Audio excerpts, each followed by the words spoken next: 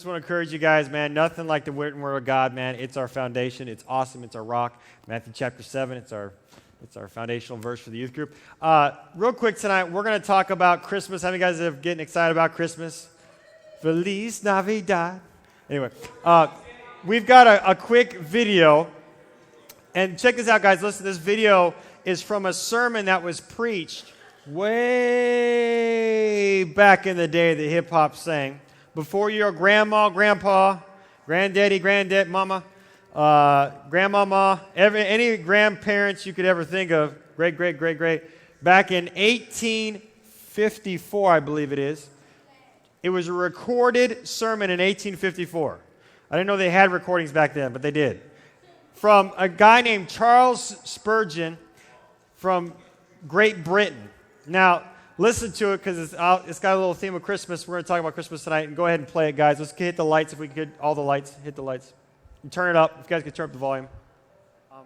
And you might say, why are you talking about? Well, it's talking about Emmanuel, God with us. You know, we talk about Christmas. And we talk about the holidays. And we talk about what God with us means. And he was explaining in his sermon right here out of Isaiah. He was talking about how the meaning of Christmas and God with us, how powerful God is. You know, and how many guys in here are excited about Christmas? You're excited about sitting around the tree with the family and drinking some eggnog and...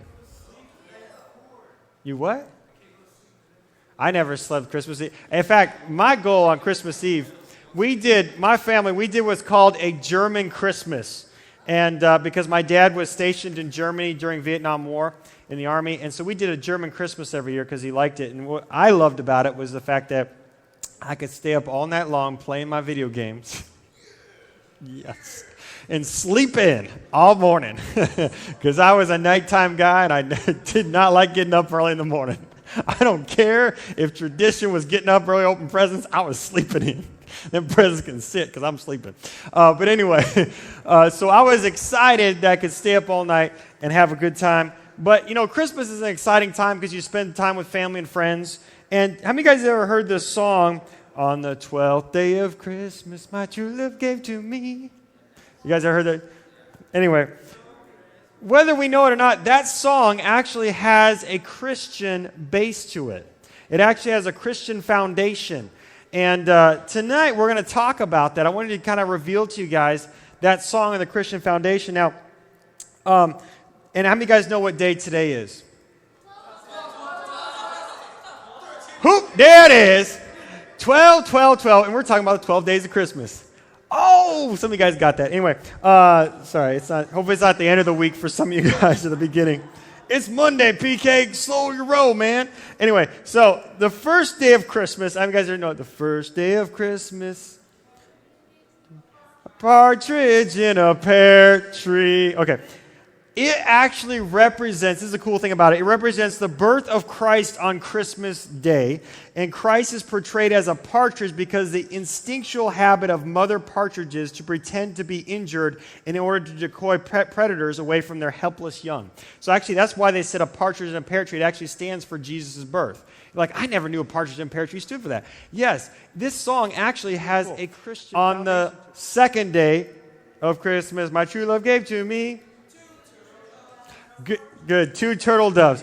The two turtle doves, this is really cool. The two turtle doves refers to the Old and the New Testament. That's where they got it from. The Old and the New Testament. Now, I swear to you guys, how many guys in here are Star Wars fans? All right. I love Star Wars, man. If you know, Jen and I were talking about names to name my son, Max. And at first I was trying to talk him to her naming him Lucas. Because and she goes, no. I ain't having that for the rest of his life. You looking down on your son saying, Luke, I'm your father. Anyway, that would have been so cool, you know?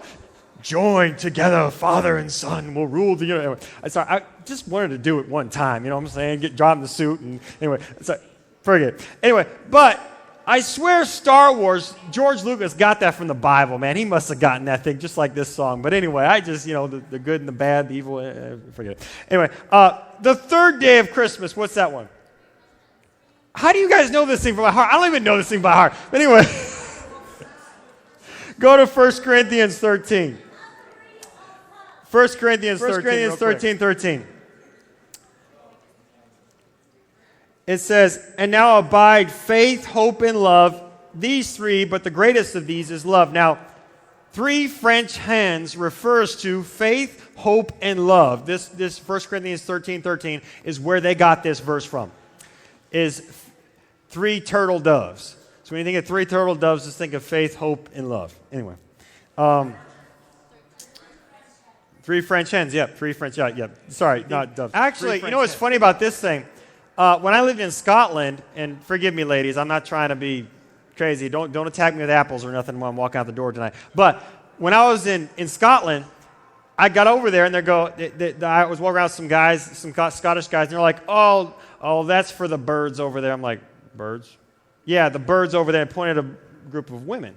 They called women over there birds. I said, he goes, we call their mothers hens. I'm like, and so I called my mom on the phone. I said, Mom, you got this is crazy. They call women birds and mom's hens. And my mom gets on the phone and goes, you come back and call me a hen, Kevin. I'm taking you back to the grave. I was like, what? Anyway, so you go over to Scotland, they call women that. I don't know why. It's their slang. Don't ask me why. I don't know why they did that, but just weird stuff. Anyway, so the fourth day what's the fourth day of Christmas? 4 calling birds. Yes, think of it. And the 4 calling birds, the cool thing about the 4 calling birds is it refers to the 4 Gospels, Matthew, Mark, Luke, and John. The 4 calling birds, the calling birds for Jesus, calling that, who Jesus was and so forth. So that's the 4th day. That's why they call it the 4th. The 5th day of Christmas, my true love. Golden rings. The 5 golden rings are the first 5 books of the Old Testament. Stood for Genesis, Exodus, Leviticus, Numbers, and Deuteronomy. Last day warriors, arise from yesterday's ash and raise your fist with us. We are the army that's charging upon the land.